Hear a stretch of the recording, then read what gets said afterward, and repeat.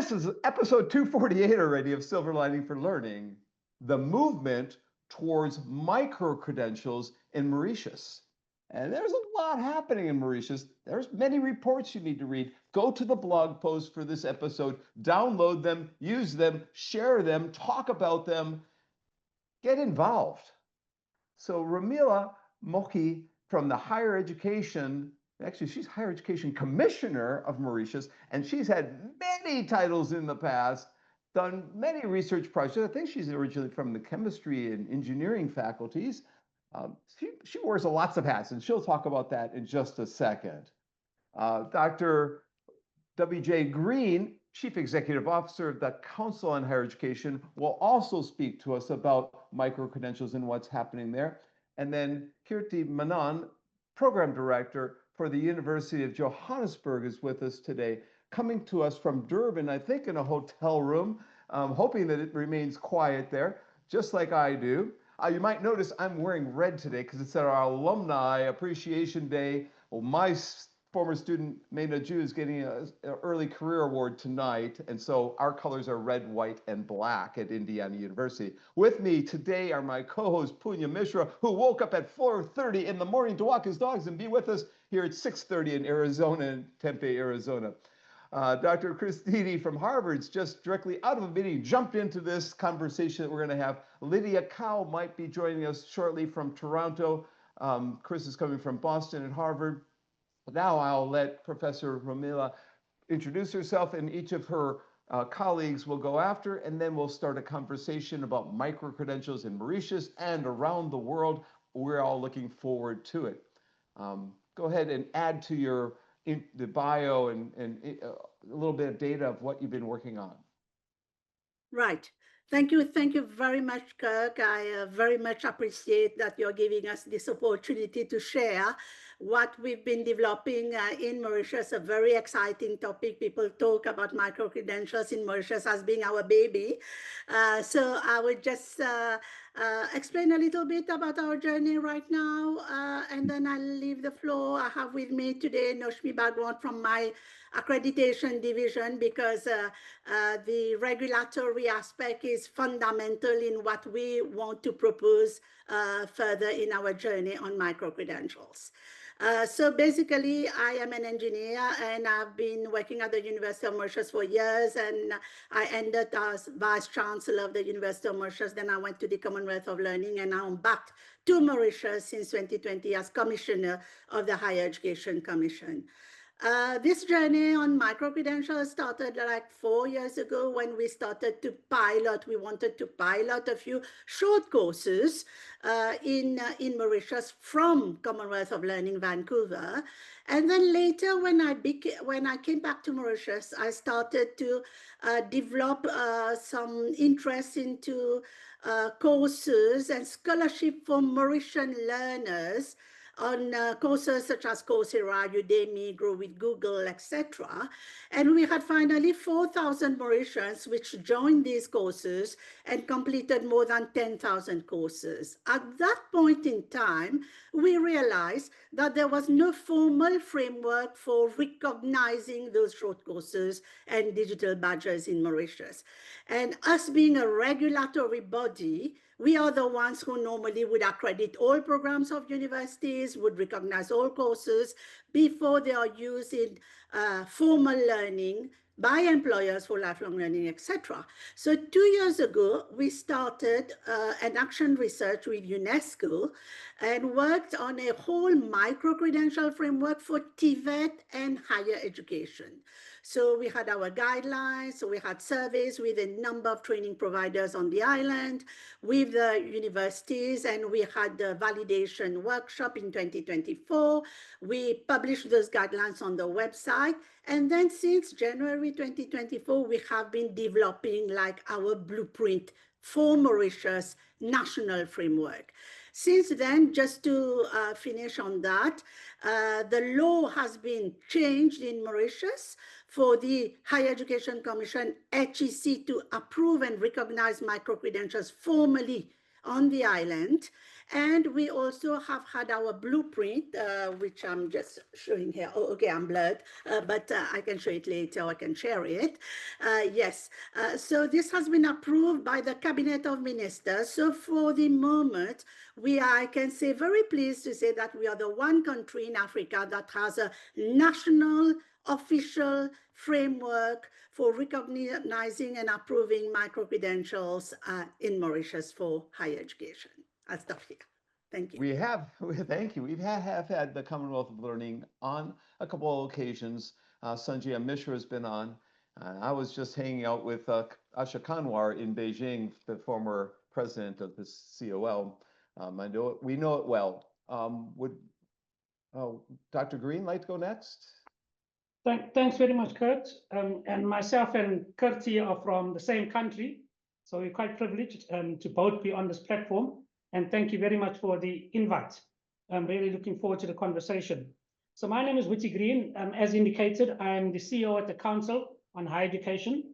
The Council on Higher Education is a body in higher education that is responsible for quality assurance oversight of higher education in South Africa, but also is a body that's meant to be a knowledge center for higher education, focused on research and advising the minister responsible for higher education and training. The issue of micro-credentials is a burgeoning one in South Africa, but we're also just at the beginning stages of grappling with it. And our interaction with Mauritius in a project called the Potential of Micro-Credentials in Southern Africa project, the POMISA project, has been a really useful one to advance this work. We are also working towards establishing a framework in South Africa, but not just for South Africa, a framework for the region as well. And so we have other Southern African countries participating in the project, including Lesotho, Namibia, and obviously Mauritius. In South Africa, the context is quite a difficult one. We have a growing youth unemployment problem, quite challenging, and contradictory in some ways. We also have a skills shortage problem. And data points to a skills mismatch in the country. We also have what we are getting quite concerned about, which is a growing graduate unemployment problem. So graduates from our institutions not finding employment. And we do see the potential of micro-credentials playing out in quite positive ways in this context. So for us, we'd like to link our approach and uptake of micro-credentials to these issues of youth unemployment, growing graduate unemployment, and assisting to address the skills shortage in the country. I think let me stop there for now. Okay, we're going to pass the baton over to Kirti.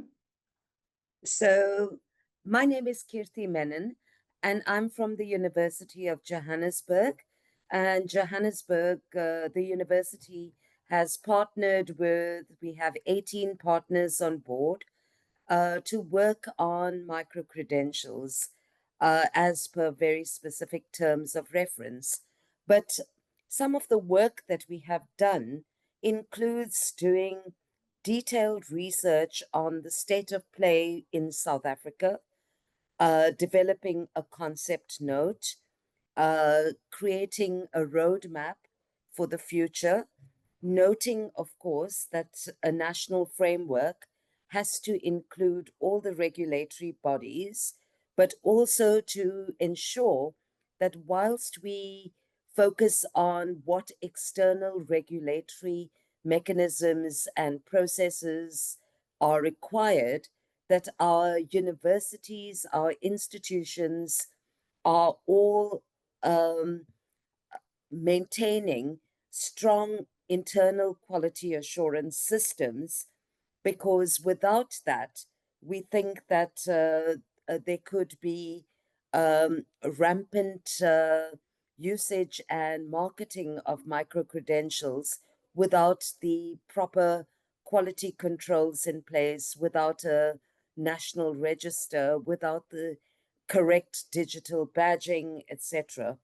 And so just to say that our focus has been on identifying short, stackable, for later, modular, demand-driven learning that can support employability and lifelong learning, and that we can use micro-credentials to widen participation, noting our countries grappling with access.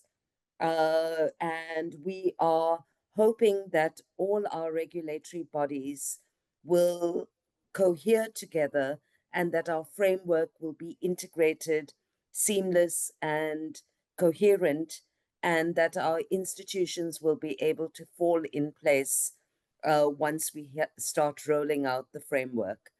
Thank you very much. Thank you. Thank you all.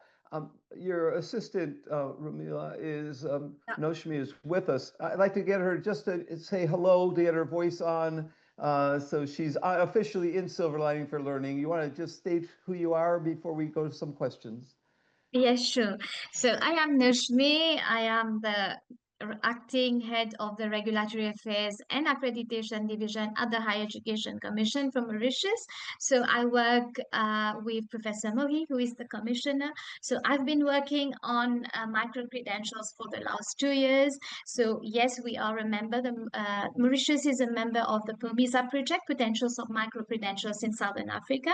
So we also have our state of play of micro-credentials, our concept paper, and we have already developed our blueprint on micro-credentials, which includes the quality assurance aspects.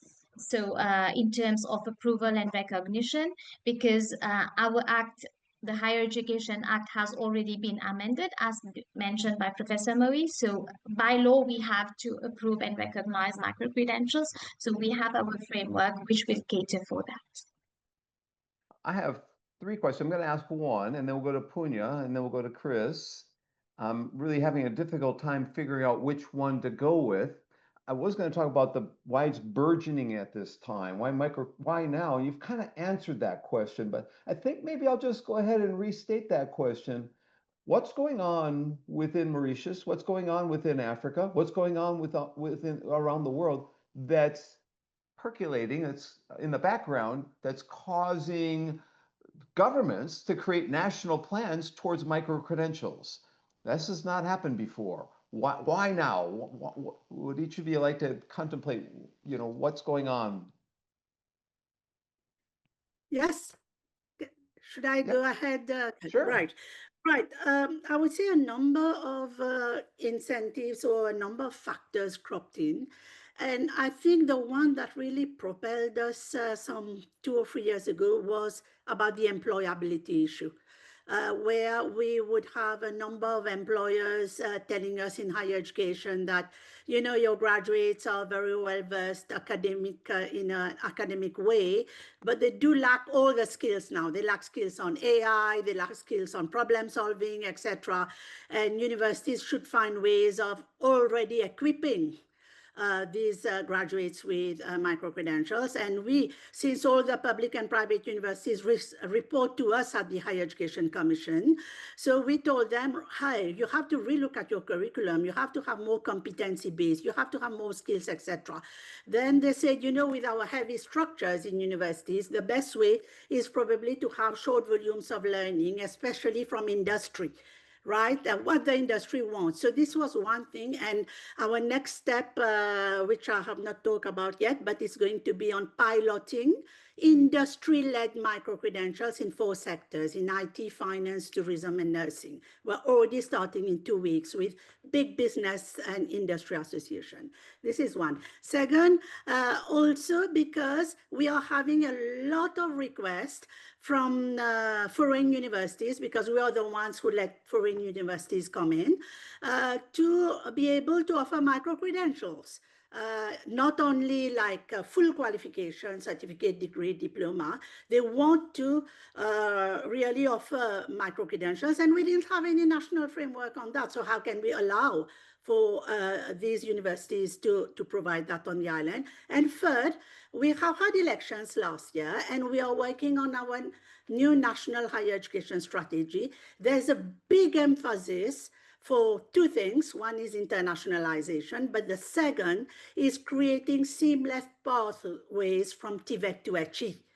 And this really, how would I say, provoked a momentum from Tibet to Etchi. So how do we quickly and seamlessly add modules to someone who has done a Tibet program and should be able to get into a university degree? And fourth, one pilot that we already did, I can say unofficially, was that we had educators from the Special Education Needs Authority that didn't have a full qualification.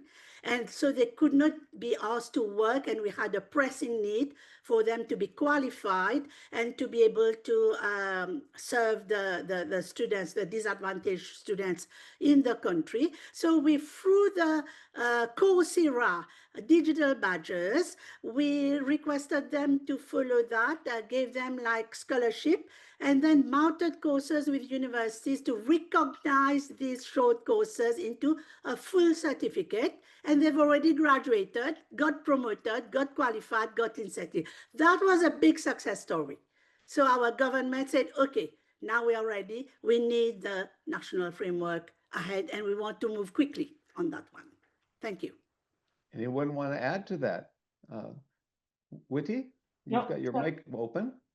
Yeah, so I think from our side, I mean, I've already articulated the unemployment skills mismatch issue as one of the contextual drivers, but there are others as well.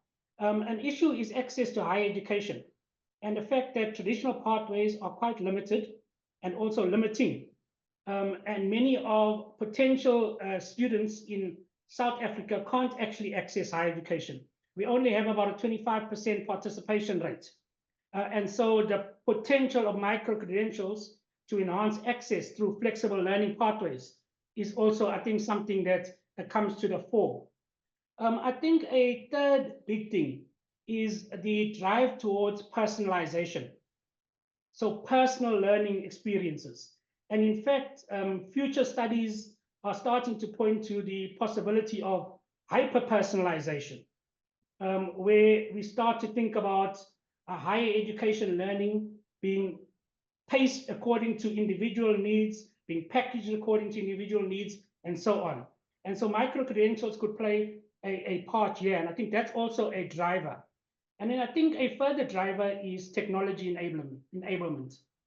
The advances in technology that we've seen, experienced, and will continue to experience going forward make the possibility of micro-credentials as a pathway for learning much more viable and feasible. However, in the South African context, we'll have to take into account social justice issues like access to digital devices, like access to data, and like access to connectivity. So I think those are some of the drivers that are kind of making this the environment in which micro-credentials could potentially thrive. Thank you for that. Others, would you like to add anything to that? I could add a little, just to point out that in addition to the access issues that Witty has raised, we also have affordability as a huge problem. And so we have 33% unemployment as per our current data. We have 44% youth unemployment as per 2025 data. And there is, of course, this growing chasm between skills required and skills that our graduates have. And I think in keeping in pace with the revolutions that are going on, technological revolutions and change of work and changing profiles of work, as universities, we have to consider whether micro-credentials can sit neatly within the suite of offerings without a compromise on integrity of learning and qualifications, etc. So I think I speak purely at the moment from a university perspective, but having worked in national government agencies, I also see the national picture. But I think those are some of the issues that we contend with. Myriad issues and some mind-boggling ones. Huge, the unemployment numbers, especially among youth. Noshmi, do you have a final comment to add into this conversation before we go to Punya? Yes, I would say that the whole concept of micro-credential is about skilling, reskilling, and upskilling. So to cater for that job skills mismatch, so micro-credential has a potential. And just to let you know that the concept also of the PUMISA project, which consists of 18 members and 7 countries from the African region. So we are hosting, Mauritius will be hosting in 2 weeks the PUMISA conference, which will have around 70 participants from the southern region and also from Europe coming to Mauritius. So our aim would be that there should be, the recognition of micro-credential across the South African region. So we are starting with Mauritius, but the aim is to have a global recognition, starting first with the Southern. And as I said, we'll have a follow-up show with people from other parts of Southern Africa. I think we've lost your microphone. Punya, you want to jump in with a question? Sure. So thank you so much for, first of all, for joining us today, and also for sort of sharing the context within which this work on micro-credentials is happening. I'm just sort of curious to understand. I mean, I'm giving the Indian example here again, where we have like high unemployment.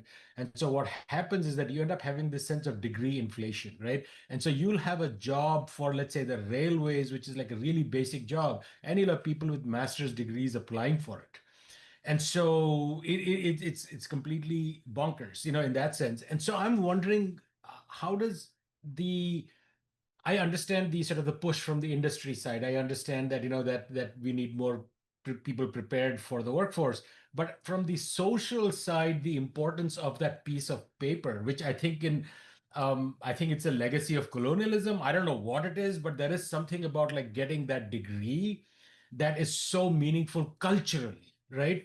And I think one of the biggest bottlenecks in micro credentials is that, which is like, what do I have to show for the time that I've put in learning? And I'm wondering whether that's an issue in the context that you're working on, or is that not an issue as much as I think maybe it is, maybe in India, for instance, where you literally have hundreds of thousands of people applying for like 500 jobs, and then in order to filter it out, you have to go with a piece of paper. You don't have the wherewithal to look at everybody's skills. You are just going to go with, okay, what credential are you bringing in? And so that automatically leads to this sort of what I would say is a degree inflation kind of a thing. So I'm wondering if that's an issue that you have to deal with, or is it relatively not that cultural pressure to get a degree from your parents or from whoever is not that big? I'm just super curious. I don't know, whoever wants to go first. In the South African context, degrees and diplomas, as well as advanced higher degrees, is absolutely precious, given our history of unequal access to higher education. Degrees are premium, but it is a consideration that we have to keep in mind as to what will the value of these micro credentials be, and to ensure that we have recognition for these micro credentials. Sorry, I lost you completely. Can I intervene now? Yeah? Yes, please. Yeah, right. Did you hear my question? Yes, yes. No, Okay, no, that's perfect. fine, Punya. I did hear your question almost until the end. And I would say in the Mauritian context, I would reply yes to both your issues. I mean, we have definitely this, I would say, demand for full qualifications recognized by recognized universities on the island or even foreign universities. Especially for everyone who works in the public sector. So we have a very big civil service sector that would have many years in front of them to accept that the stackable micro-credential degree is similar it was for online when we started all our work on online. However, saying that, we have quite a big private sector industry, right? And these private sectors, they are not that stringent on having the full qualifications. And they are already working with people who have maybe some courses done, I would say even the digital badges, especially the IT one, because we lack workforce, right? So they would kind of accept, now that we have a framework, and we recognize officially some micro-credentials, so there's space for them. So they would employ these kind of people who have the skills and maybe not have the full qualifications. So I would say that's why I'm saying it's still, however, I have to say that it's still very much in the premature phase into accepting that the micro-credential would be able to replace, like even tomorrow if we have stackable. And just to finish on that, this year in the national budget, the government, the Prime Minister said that he wants every student in higher education to be following a short course, like a micro-credential in AI.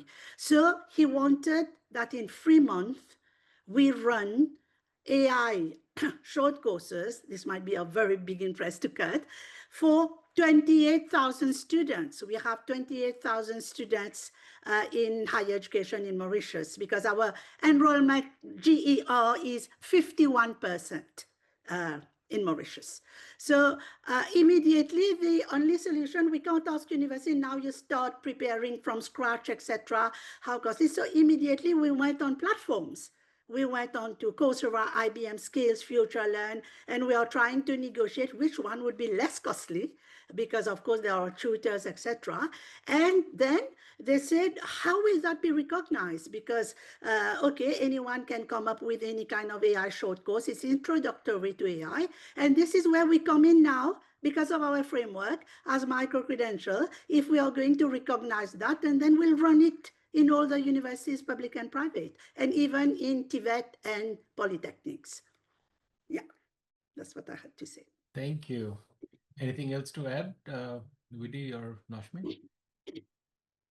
So just to, I think, reaffirm what Kirti has said, we do degrees, higher education qualifications are of extremely high status in South Africa, to the extent that parents aspire for their kids to go to university. Exactly. And the technical vocational training side suffers. So to become an artisan or someone with those skills is of a low status, even though there's a much greater potential for work and potentially you could earn much more in that space. So we do have this dilemma. Having said that, our graduates from higher education have about a 10% unemployment rate. Very much lower than what Kirti said for the general population of 33% and 44%. Having said that as well, there's a growing issue of underemployment, which you call degree inflation.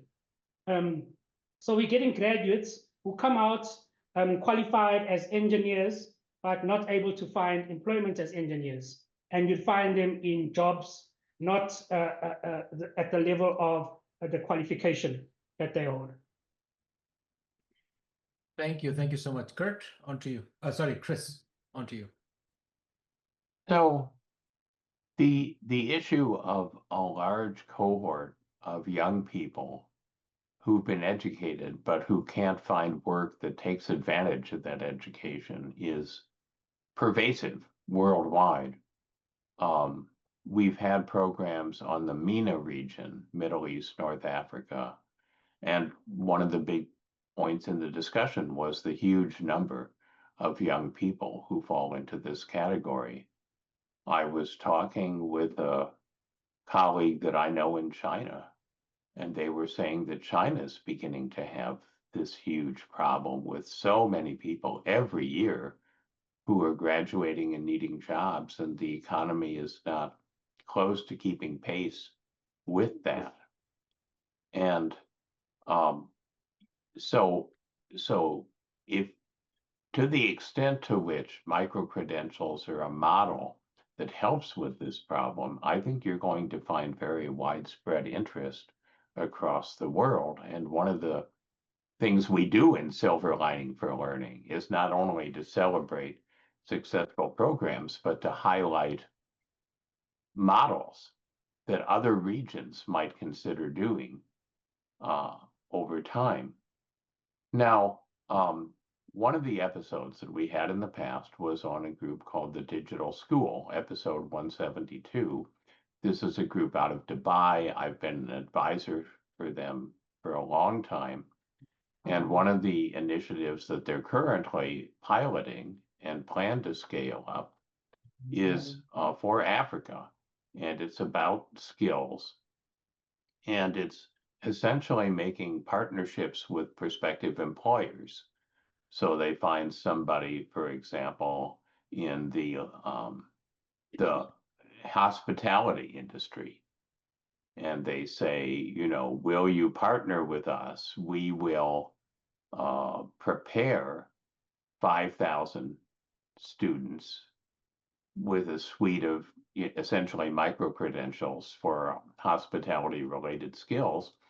And then as a sponsor, you will have first opportunity to hire, you know, 500 of them for the openings that you have.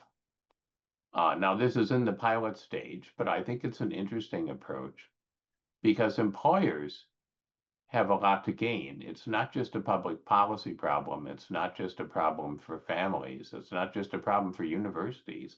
Employers are struggling with this. And as you say, screening huge numbers of candidates is difficult if you don't have any frame of reference as to quality. So I'm wondering to what extent employers as stakeholders have been open to being part of your initiative or are involved in your initiative.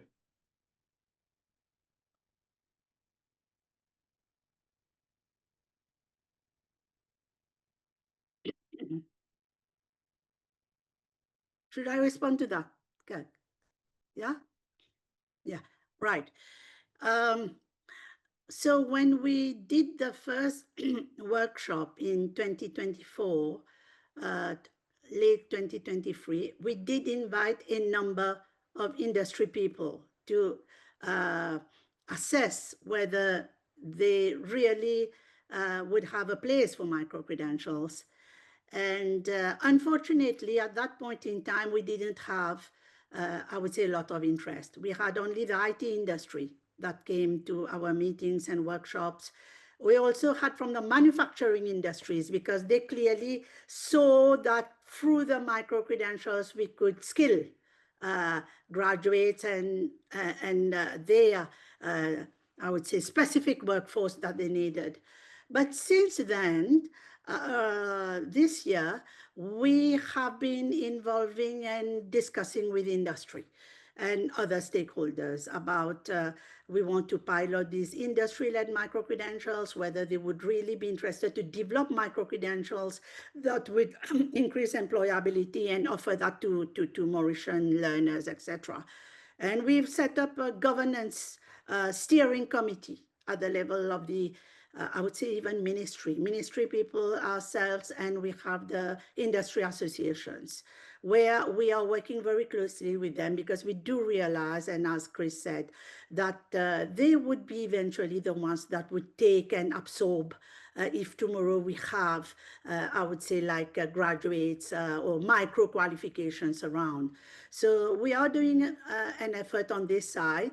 And we will see probably our pilots will end in about 6 months. We will see how far these go with industry. But I know the tourism industry in Mauritius, which, you know, Mauritius has a lot of resorts, etc. They already have requests for skilled people for using micro-credentials or short courses from Seychelles and other countries in Africa. They want to import people from Mauritius that have these specific skills in tourism. So there are some niche areas which I think can be like low-hanging fruits. Maybe it won't be same for all, but I believe certainly tourism, IT, finance.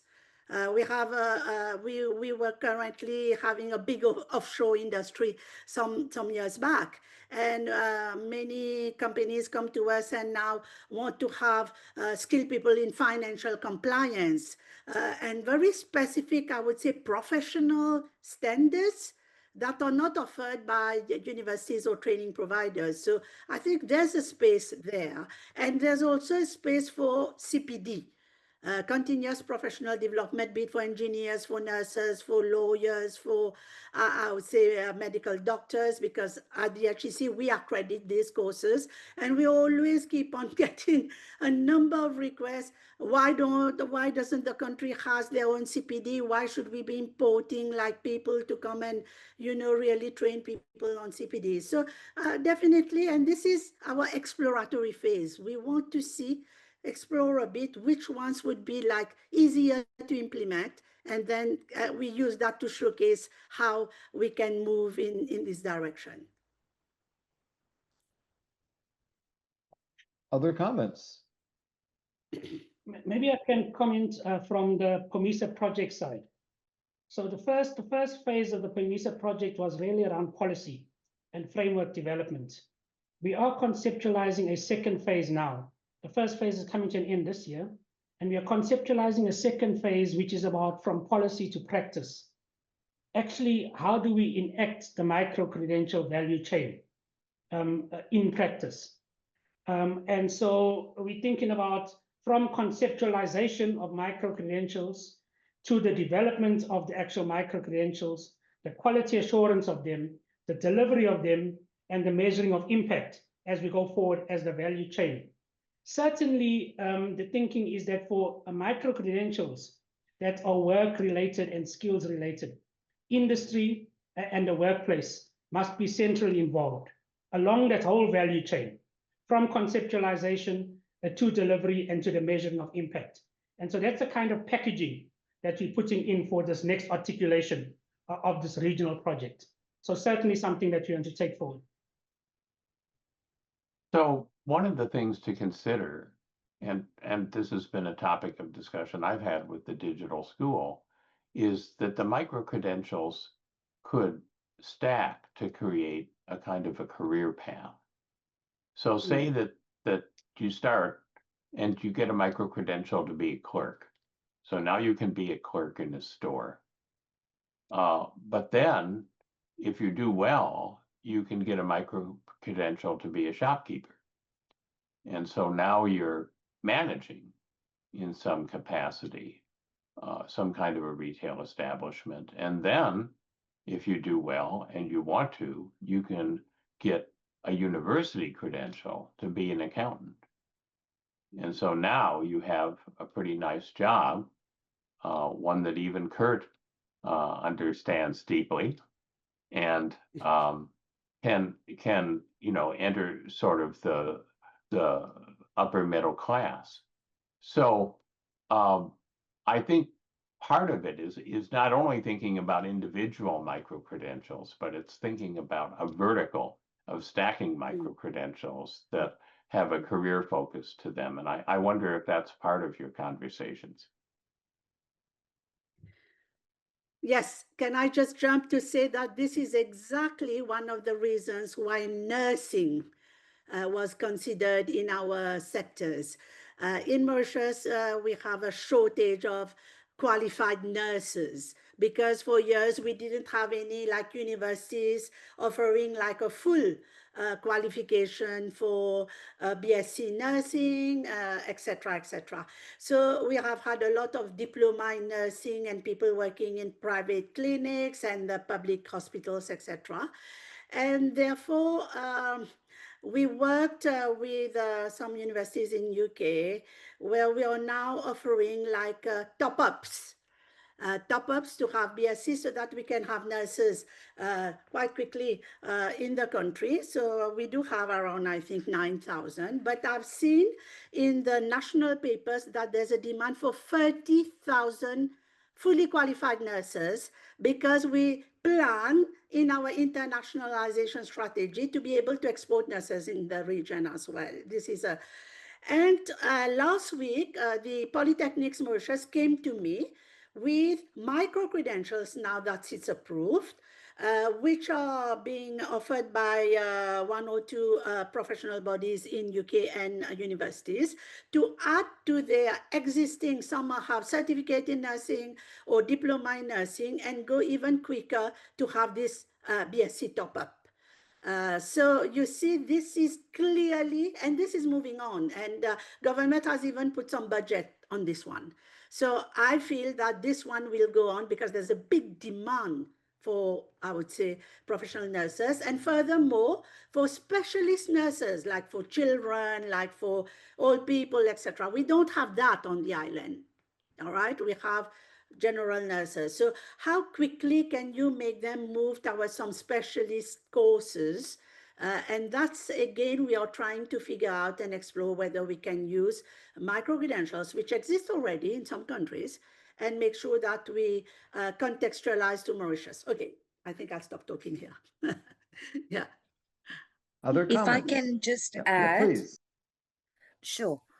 In the South African context, we have a number of short learning programs. We have what we call sectoral education training authorities in different fields. They're known as the SETAs, that do detailed skills analyses of the market, but that is not proven to be so successful.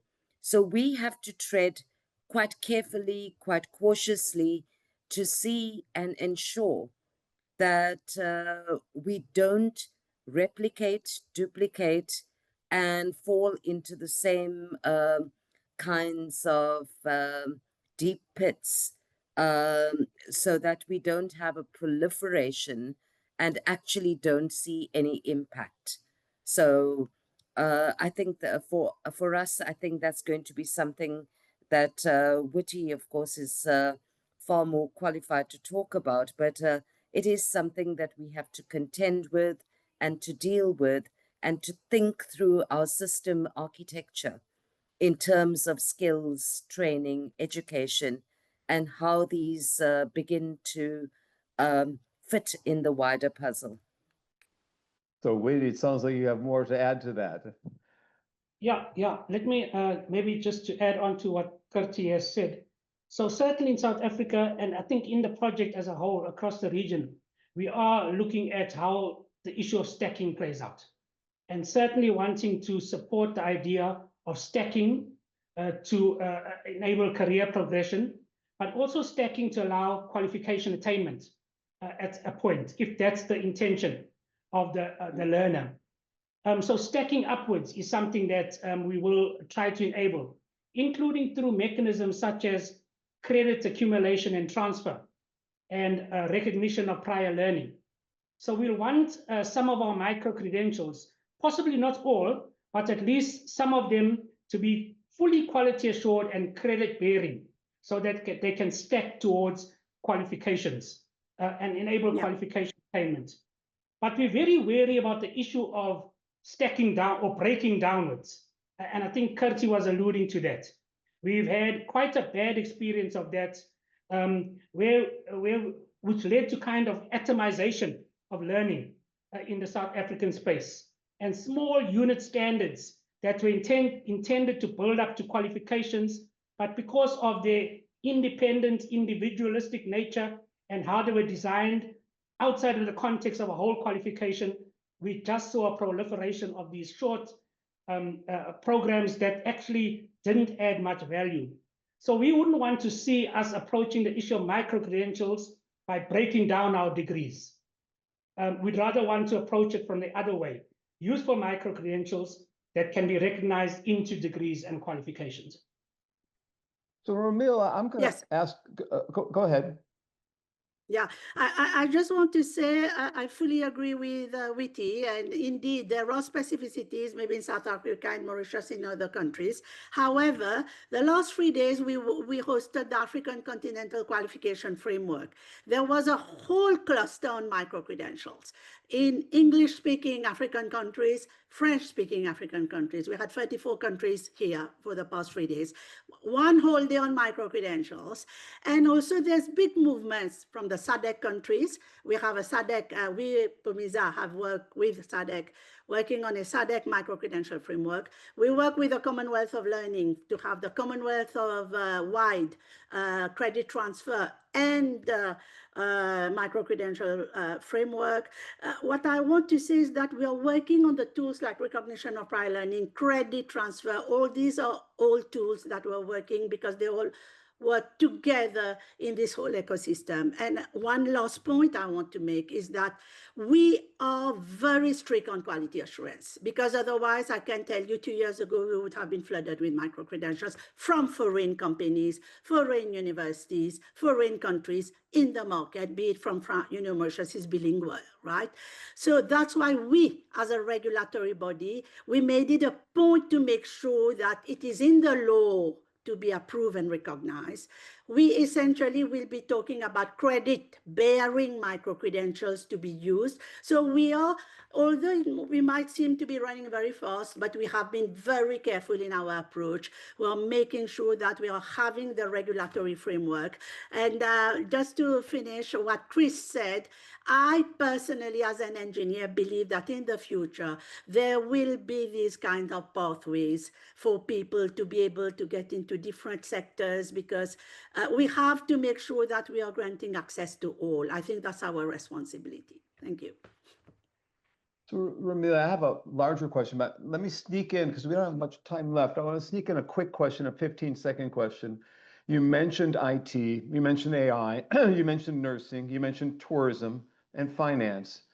In 15, 30 seconds, can you tell us what other areas are popular in terms of micro-credentials? So people listening on the trail or on their bicycles to this episode might be intrigued by what other things are you deeming to be important or others offering in terms of micro-credentials? Right. I'm immediately thinking about manufacturing because we have a small, I would say, qualified people and skill base. So when we want to diversify, for example, right now we're talking a lot about the ocean economy in Mauritius. We want really to be seen as a country forwarding ocean economy. So we would need the engineers with the necessary skills, whether you want to go into port services or whether you want to go into specific services. And we don't have these people around. So we have a number of other areas because we had space and funding for only 4 sectors. That's why we took those sectors. But probably we can also share the list of, we are currently doing a needs assessment with industry in terms of what is needed. And we are going to link that to the demand from the government authorities. Actually, I'm digressing, but the Higher Education Commission compiles the list of priority studies for undergraduate and postgraduate for the whole country, which is approved by the Cabinet of Ministers. So we already know our sectors. We want to go into ocean. We want to go into pharmaceutical. We want to go into biotech, all those experimental big biotech. So there are certain emerging areas that are classified as priority that have a need for maybe short volumes of learning. Thank you. So when I ask this next question for all of you, if you have other areas that you want to mention, go ahead in your response, go ahead and add other areas. I downloaded many things, including this micro-credentials in Mauritius report from Ramesh Ramdas, which is, if anyone, this is excellent. If and people can go to the blog post for this episode and download a couple of your reports. I highly encourage people who are teaching a course in emerging technologies to download your reports and include them in your classes, if not this fall, then in the spring. Your national credit value and transfer system and micro-credentials framework in Mauritius links to what Chris was talking about. When you look at national frameworks, what goes in a national framework for micro-credentials? There might be people listening to us in Egypt or in France or in the UK or in other parts in Chile or Brazil or in China. What should go in one of these national frameworks, and what other countries have done well in this regard, have created frameworks that you used as a guide that people might want to access? Are there any frameworks that you want to recommend, any reports that you want to recommend that people download, look at, not replicate, but at least utilize for the development of their micro-credential framework standards and new initiatives? And anyone can take that on. Yeah, I'll just go very quickly to say that Dr. Ramdas, so he was the OIC for the Mauritius Qualification Authority. So this work we did together, me from the HEC and him from Tibet. This is what I said when we did the UNESCO Tibet HE, that's him. So then as from now on, because 2 ministries, so we have done 2 frameworks. In terms of framework, we struggle a lot with definition when we started. But in terms of national framework, I would say that we do really need, of course, what is a definition, but we do need what are the criteria that we are really going to look into when we are going to approve and recognize. So quality assurance is a big one. And in terms of framework, so we used, I would say, a lot of resources, Kurt. We use people from Ireland, UNESCO, Australia. We had experts from New Zealand. I mean, before we came up with this full blueprint, which I'm trying to do a long list of acknowledgement. So we had a number. We tried to see around the world who is strong in industry, who is strong in Tibet, who has really overcome obstacles, because we don't want this to stay reports. We want to implement, we want results. So okay, I can always send, or we can talk later, maybe when we have another opportunity, about the OECD one, the EU one, ETF one, so quite a lot. Well, Romeela, you know you'll be back on this show in a month or two. So yeah, you can bring all those reports with you at that time. Anyone else want to jump in here? Maybe just to point the potential viewers to the PROMESA website, where you'd find quite a lot of resources, including references to countries that that work has benchmarked against, including countries like Ireland, which I think has a really innovative approach to micro-credentials, and New Zealand as well. For us in South Africa, important areas that we're thinking about in terms of micro-credentials is related to the just energy transition, environmental sustainability, food and water security, the marine economy. I think, thinking about areas in which higher education micro-credentials can play out. The hydrogen economy are some kind of areas that potentially we could explore. I think in terms of the framework and its contents, in addition to what Romeela has indicated, things like certification, how and who will certify, who are legitimate providers, how will a registry and records for micro-credentials be maintained in the country, are some of the elements that you're seeing coming to the fore as we develop our frameworks. So Noshmi and Just- Kirtan, would sorry. would both of you like to make a final comment before we go to Punya to introduce the next show? Can I just add one? So I think that for me, what's critical in a national framework is that systems that are developed recognize that micro-credentials are fast, quick-paced, and are not fixed in stone and time. And so our systems will have to be very responsive and agile to manage. But so while we say we do need the systems nationally to manage, we must actually be calling for responsiveness and agility in those as well. Thank you. Go ahead, Nashmi. Yes, just wanted to add that so the HEC Higher Education Commission is managing the POBIZA website, www.pobisa.hec.mu. So we have all the reports from the 7 countries. I will share the link with you later. So just to add on the framework, yes, we need to have a common definition, the register, quality assurance, and I also think that which we have added in our framework is on the principles of the micro credentials. So that's it from me. Thank you. I am so delighted that I stumbled upon this report somewhere along the way a few weeks ago, and to have you so quickly jump in and be on this episode of Silver Lining for Learning, episode 248. And again, we will have follow-ups in terms of micro-credentials for those who enjoyed this show, who are wanting to incorporate it into their classes or discussions in their organization or setting. Chris and Punya, you want to add final comment from either of you? Well, just Go ahead, that please. this is a really important initiative, and thank you for joining us and sharing your exciting work with it. Romeela? That's fine. I think I've talked too much already. But please, you can even join at the POMIZA conference virtually. So it's a bit probably late. I don't know, Nashmi, but if ever people are interested, we can always extend invitations for virtual attendance. Yeah. Send me the link. Thank I'll you. put it in the blog post, and people looking at the blog Yes. post might attend your conference. So Punya, take us away. Yes. Yeah, so Nashmi, please send the link. Yeah.